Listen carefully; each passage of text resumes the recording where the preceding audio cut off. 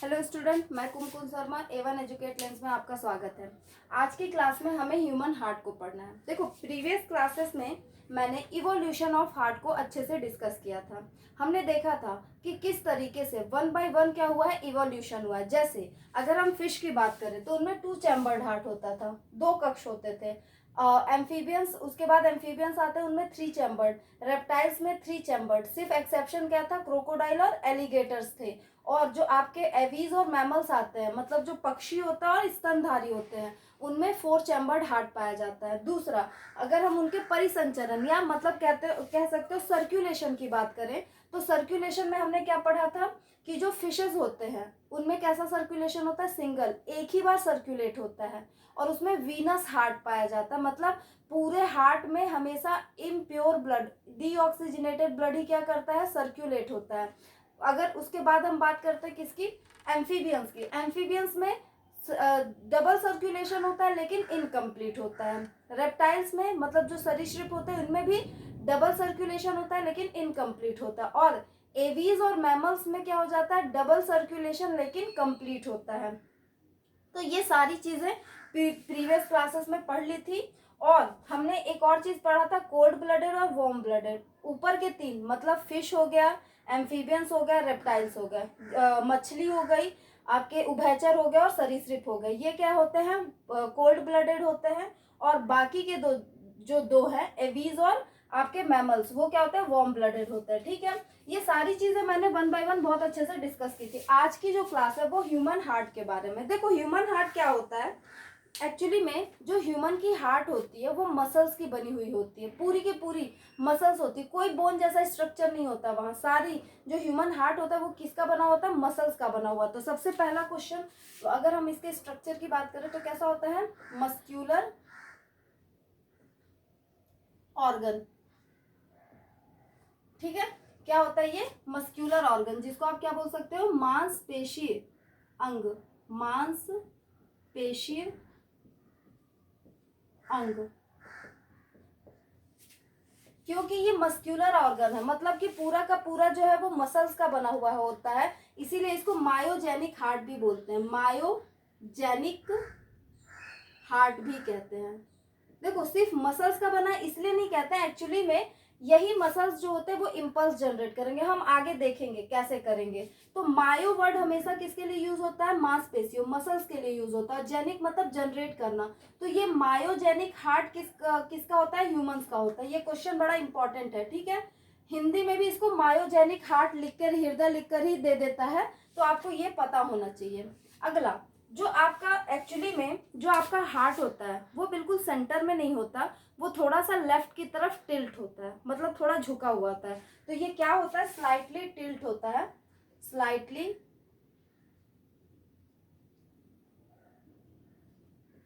Tilt towards left, मतलब left की तरफ थोड़ा सा वो झुका हुआ होता है। ठीक है, टिल्ट मतलब होता है झुका हुआ। I hope you understand. ठीक है, तो ये क्या होता है, स्लाइटली टिल्ट होता है, कुछ इस तरीके का होता है। जैसे अगर आप ध्यान से देखो तो ये ब्रॉड वाला होता है पार्ट, और नीचे की तरफ ये थोड़ा सा ऐसे टिल्ट होकर ये इस तरीके से होता है। इसे बोलते हैं अपेक्स, जो नैरो एंड होता है। और ये जो आपका होता है इसको बोलते हैं base.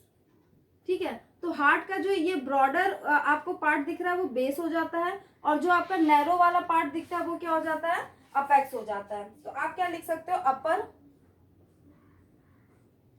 Broader part base, broader base and narrow apex. ठीक है, अगर हम इसकी बात करें कि ये एक्चुअली में कितना इसका वेट कितना होता है। ठीक है, हम किसकी बात करते हैं, वेट की, वजन। तो जो मेल होते हैं उनमें आप एक अप्रोक्स बता रही हूँ कि कितना होता है, 300 ग्राम किसमें होगा, मेल में। ठीक है, ये मेल का सिंबल होता है। और अगर हम बात करते, चलो मैं सिंबल नहीं बनाती, मैं सीधे लिख देती हूँ, मेल में, और क्या होता है 280 ग्राम फीमेल में। ठीक है, मतलब पुरुष में 300 ग्राम होता है और जो महिलाएं होती हैं उनमें 280 ग्राम होता है। ये इसके बारे में कुछ इन्फॉर्मेशन था। हाँ, और अगर इसके शेप की बात करें तो कैसा होता है, बिल्कुल आपके मुट्ठी की तरह, जैसे ये मुट्ठी होता है ना, इसकी तरह होता है। ठीक है, तो ये ट्राई एंगुलर दिख रहा है, बिल्कुल थोड़ा सा ट्राई एंगुलर दिख रहा है, तो ये ट्राई एंगुलर होता है। बिल्कुल से ट्राई एंगुलर नहीं होता, थोड़ा सा कम है, लेकिन दिख तो नॉर्मली ट्राई एंगुलर जैसा रहा है। तो ट्राई एंगुलर होता है, और कैसा होता है, फिस्ट से। फिस्ट मतलब होता है मुट्ठी शेप। ठीक है, तो ये कैसा होता है, मुट्ठी की तरह होता है। तो ये चीजें आपको पता होनी चाहिए कि मसल्स का बना हुआ होता है, मायोजेनिक हार्ट बोलते हैं, क्योंकि मायो वर्ड ही किसके लिए यूज होता है, मसल्स के लिए। स्लाइटली टिल्ट होता है टूवर्ड्स लेफ्ट। ठीक है, दूसरा होता है अपर जो पार्ट है वो आपको ब्रॉडर दिख रहा है, और जो लोअर होता है वो क्या होता है, नैरो होता है, उसको अपेक्स कहते हैं। इसका जो वेट होता है वो 300 ग्राम इन मेल्स होता है और 280 ग्राम इन फीमेल्स होता है। शेप जो होता है वो ट्राइंगुलर, लेकिन मेन जो क्वेश्चन पूछता है ना वो इस पे पूछेगा कि वो कैसा दिखता है, तो फीस्ट या बोल सकते हो मुट्ठी के आकार का। ठीक है, तो ये क्वेश्चन आ गया आपका, ये क्वेश्चन पूछा जाता है, ये तो बहुत ही इंपॉर्टेंट है, वेरी इंपॉर्टेंट। मायोजेनिक हार्ट क्यों बोलते हैं, मसल्स का बना हुआ होता है। तो ये कुछ इंपॉर्टेंट क्वेश्चन है जो यहाँ से पूछे, इसको आप स्क्रीनशॉट ले लो, फिर हम आगे कंटिन्यू करते हैं। चलो हो गया, चलो ठीक है। अब हम बात करते हैं किसकी, इसी के आगे, इसके स्ट्रक्चर को।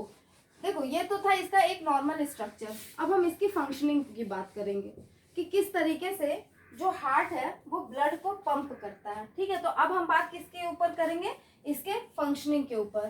तो देखो मैं एक हार्ट बना रही हूँ, मैं थोड़ा यहाँ बीच में बना देती हूँ।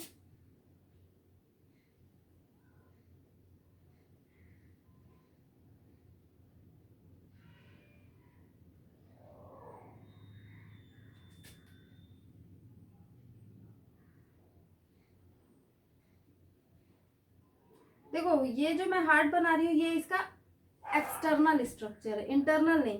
ठीक है, अगर इंटरनल स्ट्रक्चर बनाना होगा तो थोड़ा अलग बनता है, क्योंकि हम उसको अंदर की तरफ से देखेंगे। तो फिलहाल हम इसका सिर्फ और सिर्फ क्या बनाएंगे, एक्सटर्नल स्ट्रक्चर बनाएंगे।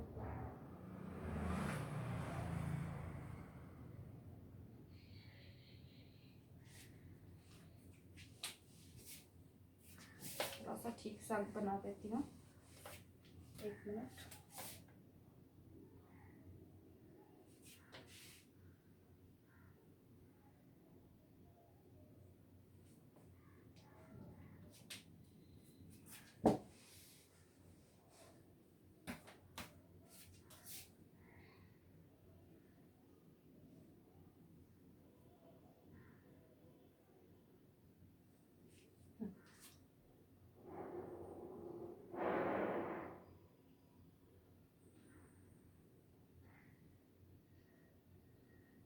आपके एग्जाम में आएगा तो आपको इसी स्ट्रक्चर को इसी तरीके से बनाना है। ठीक है, जो आपके बुक में स्ट्रक्चर दिया वैसे नहीं बनाना है, आप ऐसे ही बनाओगे आपको पूरा नंबर मिलेगा।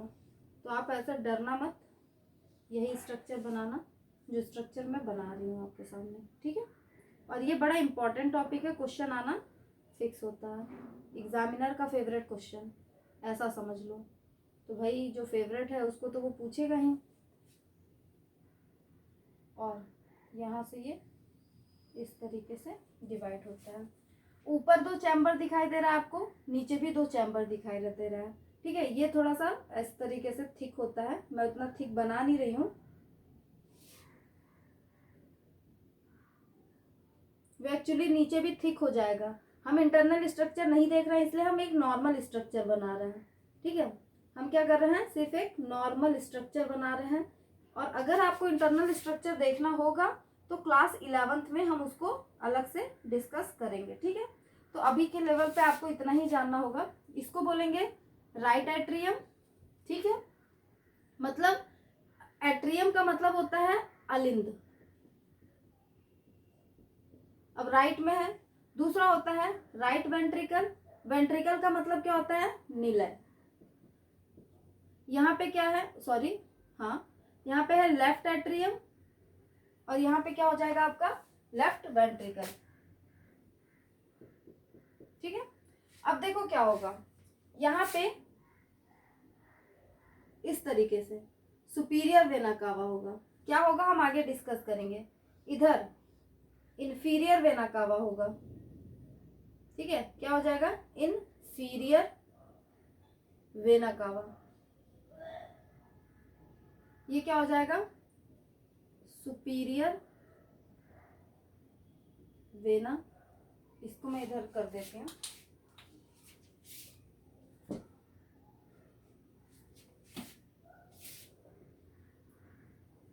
सुपीरियर वेना कावा, ये सुपीरियर वेना कावा हो गया, ये इंफीरियर वेना कावा हो गया। और यहाँ पर आपका क्या होगा, यहाँ से निकलते हुए इस जगह से एरोटा होंगे। इसको बोलेंगे पल्मोनरी एरोटा। क्या बोलेंगे, पल्मोनरी एरोटा। ठीक है, मतलब इसको हिंदी में बोलते हैं फुफ्फुसीय, फुफ्फुसीय।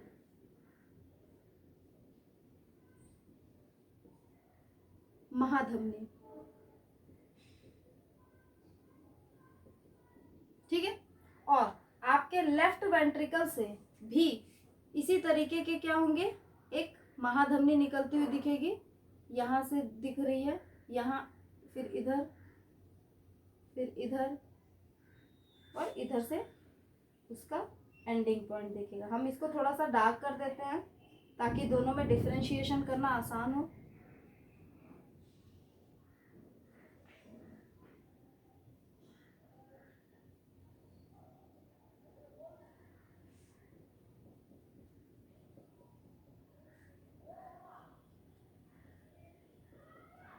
देखो मैं डायग्राम बना के भी रख सकती थी, पर आई थिंक ये चीज़ें ज़्यादा आपको समझ में आएंगी, इसलिए मैंने डायग्राम पहले से नहीं बनाया था। ठीक है, तो ये एक नॉर्मल आपके ह्यूमन हार्ट का स्ट्रक्चर है। क्या है, दो आपके एट्रियम है, मतलब दो आलिंद हैं और दो निलय हैं, वेंट्रिकल्स हैं। यहाँ से इस जगह से डीऑक्सीजनेटेड ब्लड जो होता है वो अंदर आता है। डीऑक्सीजनेटेड ब्लड मतलब जिसमें ऑक्सीजन प्रेजेंट नहीं है, इसे हम अनऑक्सीकृत ब्लड भी कहते हैं, रक्त कहते हैं। और यहाँ से आने के बाद वो यहाँ जाएगा। देखो हम अभी फंक्शनिंग बात नहीं करते। देखो क्या क्या है, सबसे पहले दो एट्रियम है, दो वेंट्रिकल्स है। राइट वेंट्रिकल से निकलता हुआ एक क्या है, एरोटा है, महाधमनी है, जिसे हम क्या बोलते हैं, पल्मोनरी एरोटा कहते हैं ये।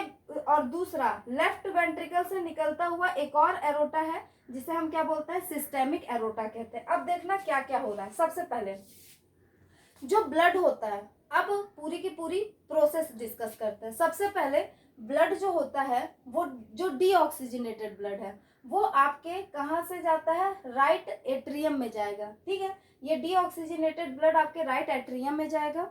राइट एट्रियम में जाने के बाद, क्योंकि ये मसल्स का बना हुआ है और मसल्स की एक प्रॉपर्टी होती है, क्लास 9th में जब आप टिश्यू चैप्टर पढ़ते हो तो वहाँ पे हम जब मस्क्यूलर टिश्यू पढ़ते हैं तो हम मसल्स की प्रॉपर्टी पढ़ते हैं कि मसल्स जो होता है, जो मांसपेशियां होती हैं, उनकी जो मेन प्रॉपर्टी होती है वो होता है कॉन्ट्रैक्शन रिलैक्सेशन करना। जो मसल्स में कॉन्ट्रैक्शन रिलैक्सेशन है वो उसकी मेन प्रॉपर्टी। ये भी मसल्स का बना हुआ है तो ये भी क्या करेगा, कॉन्ट्रैक्शन रिलैक्सेशन। अब समझना क्या होता है, पूरा का पूरा हार्ट का जो मैकेनिज्म है ना वो इसी कॉन्ट्रैक्शन और रिलैक्सेशन के ऊपर बेस्ड है, इसलिए बहुत ध्यान से समझिएगा। सबसे पहले क्या हुआ, डीऑक्सीजनेटेड ब्लड आपके राइट एट्रियम में गया। ठीक है, राइट एट्रियम में जाने के बाद वो वहां पे भर गया, उसको जितना ब्लड था वो जाकर वहां पे स्टोर हो गया। अब राइट एट्रियम क्या करेगी, क्योंकि राइट एट्रियम की जो मसल्स है ब्लड उसमें भर चुका है, तो उसकी जो मसल्स हैं जब वो क्या करेगी, कॉन्ट्रैक्ट करेंगे। अभी ऐसे नॉर्मल है पोजीशन पे, लेकिन जैसे ही ये कॉन्ट्रैक्ट करेंगे, मसल जो है वो सिकुड़ेगा, वैसे ही क्या होगा, एक प्रेशर एक्सर्ट होगा, मतलब प्रेशर क्रिएट होगा। और इसी प्रेशर के क्रिएट होने से ये जो आपका यहाँ पर राइट एट्रियम और राइट वेंट्रिकल के बीच में जो आपकी क्या है, गेट है, ये गेट क्या हो जाएगी, खुल जाएगी। कैसे खुली, राइट एट्रियम के कॉन्ट्रैक्शन से एक प्रेशर क्रिएट हुआ और इसी प्रेशर से ये गेट खुलेगा और जो ब्लड है वो कहाँ चला जाएगा, राइट एट्रियम से राइट वेंट्रिकल में चला जाएगा। ठीक है, अब ये राइट वेंट्रिकल में जाकर क्या हो जाएगा, स्टोर हो जाएगा। राइट वेंट्रिकल में वो कुछ टाइम तक स्टोर रहेगा। धीरे धीरे जैसे जैसे ब्लड का स्टोरेज बढ़ता चला जाएगा, ठीक है, मतलब ब्लड इसमें खूब ढेर सारा बढ़ गया है, तब क्या होगा कि इस पे भी क्या होगा, इसकी भी ब्लड जो है वो एक प्रेशर क्रिएट करेगा इसकी वॉल पे, और उसकी वजह से फिर से क्या होगा, जो वेंट्रिकल है, राइट वेंट्रिकल, उसके मसल्स कॉन्ट्रैक्ट करेंगे।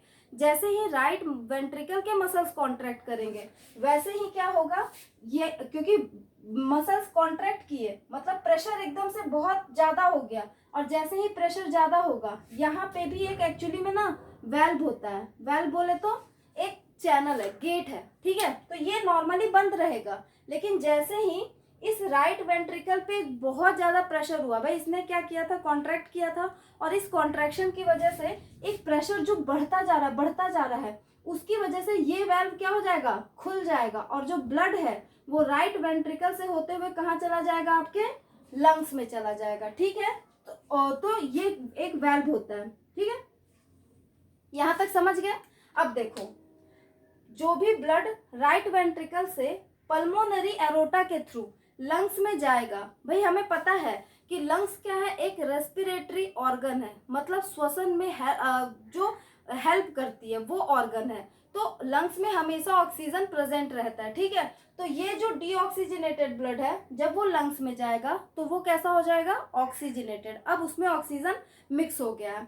अब वो जो ऑक्सीजनेटेड ब्लड है वो यहां से होते हुए कहाँ आ जाएगा, इस लेफ्ट एट्रियम में आ जाएगा। ठीक है, वो जिसके थ्रू आता है उसको बोलते हैं पल्मोनरी वेन। क्या बोलेंगे, पल्मोनरी वेन्स कहते हैं। तो पल्मोनरी वेन्स के थ्रू वो कहाँ आ जाएगा, लेफ्ट एट्रियम में आ जाएगा, और लेफ्ट एट्रियम में जैसे ही वो पहुंचेगा तो क्या होगा, फिर से यहाँ पे आकर लिक्विड पूरा जमा हो गया, ब्लड जमा हो चुका है, तो फिर से क्या होगा, मसल्स, लेफ्ट एट्रियम के मसल्स कॉन्ट्रैक्ट करेंगे, और जैसे ही ये कॉन्ट्रैक्ट करेंगे वैसे ही क्या होगा, आपका जो ब्लड है वो नीचे की तरफ, क्योंकि यहाँ पे भी चैनल होगा, वो खुलेगा, और जो ब्लड है वो कहाँ चला जाएगा, लेफ्ट वेंट्रिकल में चला जाएगा। ठीक है, अब लेफ्ट वेंट्रिकल में आने के बाद वो भरता जाएगा, भरता जाएगा, भरता जाएगा। जब वो बहुत ज्यादा भर जाएगा ब्लड, तो क्या होगा, फिर से लेफ्ट वेंट्रिकल के ऊपर क्या होगा, कॉन्ट्रैक्शन होगा, और इस कॉन्ट्रैक्शन से बहुत ज्यादा प्रेशर क्रिएट हो जाएगा, मतलब बन जाएगा, और उसी प्रेशर से यहाँ की वॉल्व भी, क्योंकि ये भी क्या है, देखो ये खोखला है, ये तो मैंने सिर्फ कलरफुल किया है, यहाँ पे भी एक वेल्व होगी, वो खुलेगी, और जो ब्लड है, कौन सा ब्लड, ऑक्सीजनेटेड, वो यहाँ से होते हुए सिस्टेमिक एरोटा से होते हुए वो कहाँ चला जाएगा, आपका जितने ऑर्गन्स है वहां पे, इसको बोलते हैं सिस्टेमिक एरोटा, इसको बोलते हैं महाप्राण धमनी। आप एक बार देख लेना इसका हिंदी क्या होता है। ठीक है, तो अब देखो मैं फिर से एक बार समझाती हूँ क्या होता है। सबसे पहले हम इन दोनों को साथ में लेके समझाते हैं, चलो एक एक करके समझाते हैं। ठीक है, जो राइट एट्रियम है उसमें इम्प्योर ब्लड होता है, मतलब डीऑक्सीजनेटेड ब्लड होता है, और जो लेफ्ट होता है उसमें ऑक्सीजनेटेड। कैसे याद रखोगे, देखो दिल जो होता है ना वो कभी सही काम नहीं करता है, मतलब अगर सही करता तो राइट में होता ना, तो यही चीज होता है कि ऑक्सीजनेटेड ब्लड जो है वो राइट में नहीं होगा, लेफ्ट में होगा। अब आपको जैसे समझना है समझ जाओ भाई, उससे कोई दिक्कत नहीं है। देखो होगा क्या, जो ब्लड है सबसे पहले वो कहाँ जाएगा, आपके राइट एट्रियम में जाएगा, डीऑक्सीजनेटेड ब्लड। जैसे ही वो राइट एट्रियम में गया तो राइट एट्रियम की वॉल पर, क्योंकि लिक्विड है तो लिक्विड भी वॉल पे क्या करेगी, एक प्रेशर क्रिएट करेगी, करेगी ना, हाँ बिल्कुल करेगी। और जैसे ही, क्योंकि ये मसल्स का बना, मसल्स की मेन प्रॉपर्टी क्या होती है, कॉन्ट्रैक्शन रिलैक्सेशन। तो जैसे ही राइट एट्रियम की वॉल ने कॉन्ट्रैक्ट किया, तो कॉन्ट्रैक्ट जैसे ही करेगा, फील करो कॉन्ट्रैक्ट कर रहा है, तो ब्लड किधर आ जाएगा, नीचे की तरफ आ जाएगा। तो कॉन्ट्रैक्ट किया, यहाँ की जो चैनल्स थी वो खुल गई, गेट खुल गया, और ब्लड जो है वो राइट वेंट्रिकल में आ गया। अब इस राइट वेंट्रिकल में ब्लड भरता गया, भरता गया, भरता गया, ये जितनी इसकी क्षमता थी उतना भर गया, अब उससे थोड़ा और ज्यादा भर रहा है। तो ये क्या करेगा, इसकी वॉल पे भी प्रेशर डालेगा, ठीक है। और ये इसकी जो वॉल है, क्योंकि ये भी मसल्स हैं, वो भी कॉन्ट्रैक्ट करेगी। तो जैसे ही कॉन्ट्रैक्ट करेगी वैसे ही यहाँ भी क्या होगा, प्रेशर बहुत ज्यादा बढ़ जाएगा। और जैसे ही प्रेशर बहुत ज्यादा बढ़ेगा वैसे ही ये जो वेल्व है वो क्या हो जाएगी, ओपन हो जाएगी, मतलब खुल जाएगी।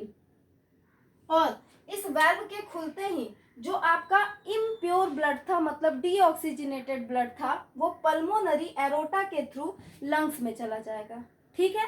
अब लंग्स में वो प्यूरिफाई होगा, मतलब उसमें ऑक्सीजन मिक्स होगा, और उसके बाद वो पल्मोनरी वेन्स के थ्रू लेफ्ट एट्रियम में आएगा, और लेफ्ट एट्रियम में भी कॉन्ट्रैक्शन से वो लेफ्ट वेंट्रिकल में आएगा, और यहाँ भी कॉन्ट्रैक्शन होगा, और प्रेशर के कारण फिर से यहाँ की वेल्व खुलेगी, और फिर वो कहाँ चला जाएगा, सिस्टेमिक एरोटा से होते हुए एक एक ऑर्गन तक, एक एक सेल तक ब्लड पहुंचा दिया जाएगा। तो ये होता है प्रॉपर मैकेनिज्म। आप इसका स्ट्रक्चर बना लो, फिर हम आगे कंटिन्यू करते हैं। मतलब स्क्रीनशॉट ले लो आप।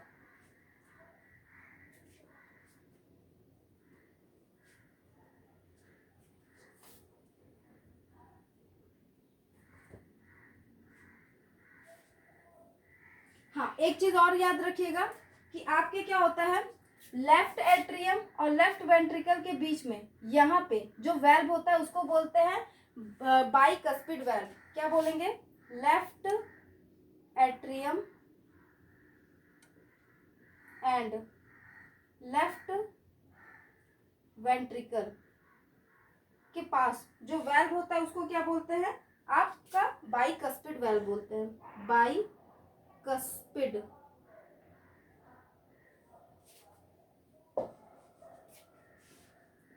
बाइकस्पिड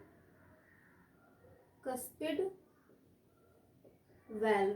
और ये वेल्व क्यों है, ताकि बैक फ्लो को प्रिवेंट किया जा सके। जैसे जब चलो पहले लिख देती हूँ फिर, और राइट एट्रियम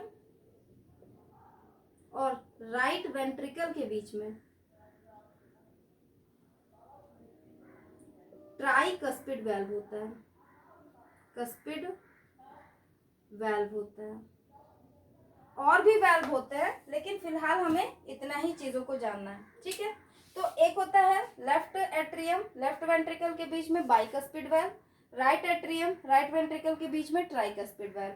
और ये वेल्व जो होते हैं ना, ये इसलिए होते हैं ताकि बैक फ्लो को प्रिवेंट किया जा सके। ऐसा ना हो कि जब जो ब्लड है जब वो राइट एट्रियम से राइट वेंट्रिकल में आया तो फिर बाद में किसी भी तरीके से वापस राइट एट्रियम में चला जाए, हमें ये नहीं चाहिए। तो हम क्या करते हैं, हर जगह पे जहाँ पे बैक फ्लो के चांसेस होते हैं उस हर जगह पे क्या करेंगे, आपके वेल्व होगा। वेल्व आपका यहाँ भी होगा, पल्मोनरी में भी होगा, आपका सिस्टेमिक एरोटा में, लेकिन अभी के लेवल पे आपको नहीं जानना है, तो मैं उतना कॉम्प्लिकेटेड नहीं करूंगी। क्लास 11th में जब हम इस चैप्टर को पढ़ेंगे तो वहाँ पे हर एक चीज को, इंटरनल स्ट्रक्चर से लेके हर एक चीज को बहुत अच्छे से डिस्कस करूंगी, ठीक है। तो अभी के लिए आप इतना ही समझो। दूसरी चीज, इंफीरियर वेना कावा और सुपीरियर वेना कावा क्या होता है। जैसे हमें पता है हार्ट हमारे क्या होता है, बिल्कुल सेंटर की तरफ होता है, ठीक है, मतलब यहाँ पे होगा। तो जो हमारे ब्रेन से ब्लड को लेकर आएगा, मतलब हार्ट के ऊपरी पार्ट से, सिर्फ ब्रेन नहीं, हार्ट के ऊपरी पार्ट से, उसे सुपीरियर वेना कावा कहेंगे, ठीक है। जो हार्ट के नीचे के और पार्ट से ब्लड को लेकर आएगा उसे इंफीरियर वेना कावा कहेंगे। और ये दोनों कैसे ब्लड को लेकर आ रहे होंगे, डीऑक्सीजनेटेड ब्लड को लेकर आएंगे, और फिर उसे ड्रेन कर देंगे राइट एट्रियम में। एक चीज और याद रखिएगा, क्योंकि हार्ट यहाँ है, ठीक है, कहते हैं ना ऑल इज वेल, हाँ, तो ऑल इज वेल वाला हार्ट आपका इधर है कहीं। अब देखो जो सुपीरियर वेना कावा है, क्योंकि वो ऊपर से ब्लड को लेकर आ रहा है, कोई दिक्कत नहीं, ऊपर से नीचे की तरफ आ रहा है, और हमारी ग्रेविटी भी किधर है, नीचे की तरफ ही लगती है, कोई दिक्कत नहीं। क्या बैक फ्लो का चांसेस होगा, नहीं, कभी भी नहीं हो सकता है। जो सुपीरियर वेना कावा ब्लड को लेकर आए, क्योंकि वो ऊपर से नीचे की तरफ ला रहा है, तो कभी भी बैक फ्लो का चांसेस नहीं। लेकिन जो इंफीरियर वेना कावा है, क्योंकि वो बॉडी के नीचे के पार्ट से ऊपर की तरफ ब्लड को लेकर आ रहा है, हार्ट की तरफ, तो वहां पे बैक, क्योंकि भाई वो ऊपर से नीचे से ऊपर की तरफ आ रहा है और हमारी ग्रेविटी किधर लगती है, नीचे की तरफ लगती है, तो हमारे मतलब ब्लड के बैक फ्लो के चांसेस बहुत बढ़ जाते हैं। इसीलिए जो इंफीरियर वेना कावा होता है वहां भी वेल प्रेजेंट होगा। समझ में आ रहा है? सुपीरियर वेना कावा में नहीं होगा। क्यों नहीं होगा, समझ गए? इंफीरियर वेना कावा में होगा, क्यों होगा ये भी समझ गया? अगर नहीं समझा तो फिर से समझाती हूँ। क्योंकि वो नीचे के पार्ट से ब्लड को लेकर आ रहा है, मतलब कि वो अगेंस्ट ग्रेविटी फंक्शन कर रहा है। तो भाई अगर वो अगेंस्ट ग्रेविटी कर रहा है तो 99% चांस होती है उसके बैक फ्लो की, और इसीलिए इंफीरियर वेना कावा में भी बहुत सारे वेल्व पाए जाते हैं। ठीक है, लेकिन आपको नहीं पढ़ना है, ये खुशकिस्मती की बात है। तो ये पूरा का पूरा स्ट्रक्चर है, आप इसको देख लो। हो गया? चलो मैं इसको एक ऐसे नॉर्मल डायग्राम पे बताती हूँ। अब देखो, ये ह्यूमन हार्ट हम देख रहे थे, कैसा हुआ, कुछ इस तरीके से। अभी मैं इसके ना दो एक्सेप्शंस जो आप ना रटते हो, उसको मैं रटना नहीं, मैं उसका लॉजिक बताऊंगी आपको, बस आप थोड़ा सा मेरे साथ बने रहिए। सबसे पहले जैसे मान लो ये 4 चैम्बर है,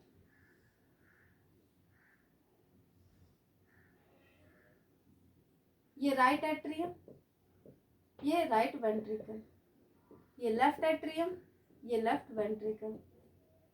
जो ब्लड होता है डीऑक्सीजनेटेड, कौन सा ब्लड? Deoxygenated blood. देखो मैं ब्लड को ऐसे लिख रही हूँ, ये मत समझना कि मुझे स्पेलिंग नहीं आती, आप BLOOD ही लिखना, मैं शॉर्टकट में लिख दे रही हूँ। तो डीऑक्सीजनेटेड ब्लड जो था वो राइट एट्रियम में आया, ठीक है। राइट एट्रियम के बाद वो कहाँ चला जाएगा? राइट वेंट्रिकल्स में चला जाएगा, और राइट वेंट्रिकल के बाद ये कहाँ चला जाएगा आपका? इसको थोड़ा सा इससे बना देती हूँ। यहां से होते हुए ये आपका जो ब्लड है वो कहाँ चला जाएगा? लंग्स में जाएगा ना। और किसके थ्रू जाएगा? पल्मोनरी एरोटा, इसी को पल्मोनरी आर्टरी भी बोल सकते हैं, एक ही बात होगी। अब यहां से फिर जो भी ब्लड है, क्योंकि यहाँ पे ब्लड आया उसमें ऑक्सीजन मिक्स हो गया, अब जो यहां से ब्लड निकलेगा वो कैसा हो जाएगा? ऑक्सीजनेटेड। यहां जो ब्लड है वो कैसा है? डीऑक्सीजनेटेड, ठीक है, ब्लड। अभी ये ऑक्सीजनेटेड ब्लड कहाँ चला जाएगा आपका? लेफ्ट एट्रियम में, और किसके थ्रू? Pulmonary veins. फिर यहां से कहाँ चला जाएगा? लेफ्ट वेंट्रिकल में, और लेफ्ट वेंट्रिकल से ये आर्टरी के थ्रू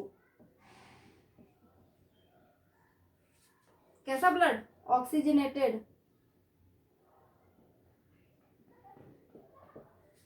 बॉडी ऑर्गन्स तक चला जाएगा, बॉडी ऑर्गन तक, और बॉडी ऑर्गन इससे ऑक्सीजन को ले लेंगे और इसमें कार्बन डाइऑक्साइड को दे देंगे। तो अब जब यहां से ब्लड निकलेगा तो फिर से कैसा ब्लड हो जाएगा?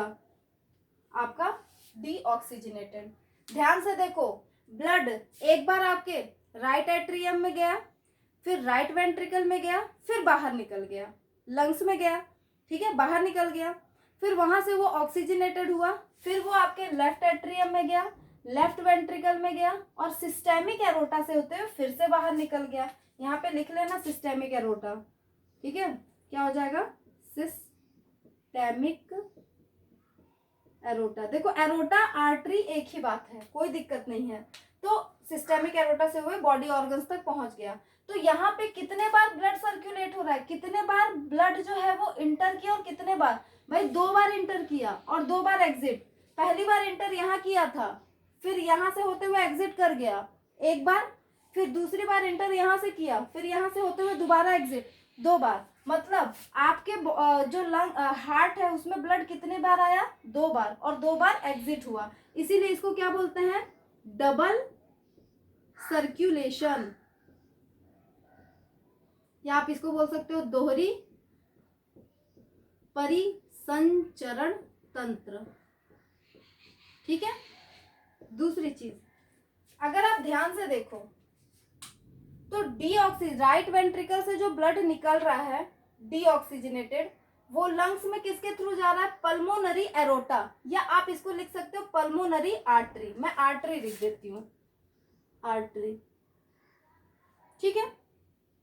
अब एक बात बताओ, पल्मोनरी आर्टरी, ठीक है, जिसको हम क्या बोलते हैं? फुफ्फुसी धमनी बोलते हैं। मैं लिख देती हूँ फुफ्फुसी महाधमनी या धमनी। और हम ना बचपन से ना एक चीज पढ़ते आ रहे हैं। क्या पढ़ते आ रहे हैं?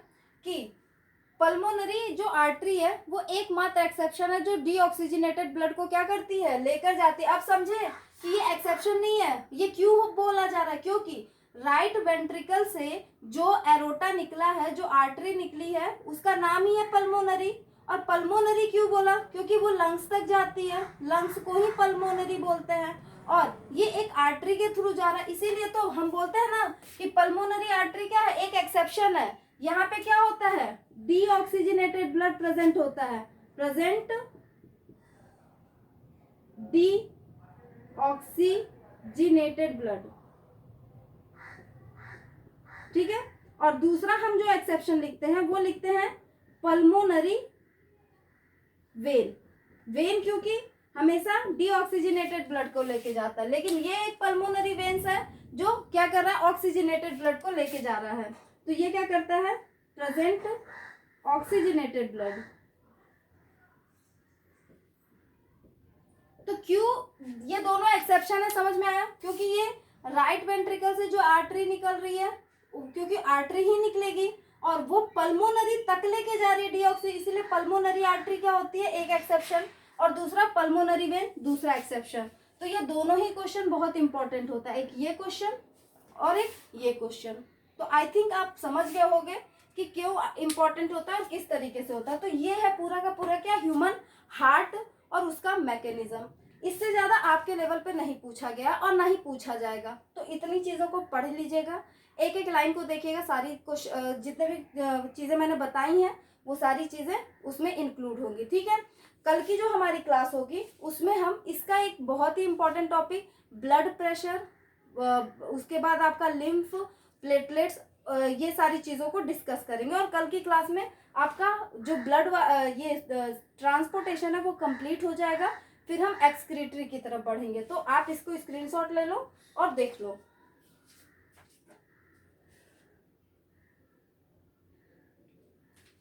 ठीक है स्टूडेंट, तो आज के लिए इतना ही। कल की क्लास में हम इसके जो थोड़े से चीज़ें बची हुई हैं उसको डिस्कस कर लेंगे। Thank you for watching my channel. Thank you.